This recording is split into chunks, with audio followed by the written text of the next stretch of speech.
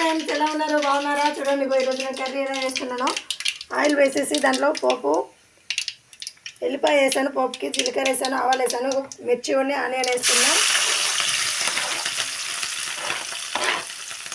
మిర్చి అయితే అలా వేగింది ఫ్రెండ్స్. వేగినాక ఇలా అల్లం పేస్ట్ వేసాను, అలాగే కొంచెం కరివేపాకు వేసాను,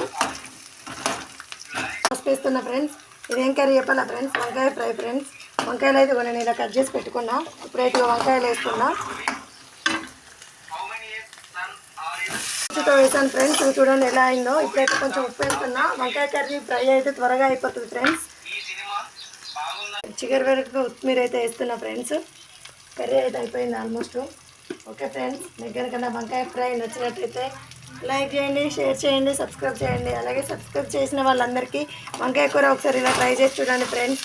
మీ సపోర్ట్ నాకు ఎప్పుడు ఇలాగే ఉండాలి friends. Okay friends, bye friends.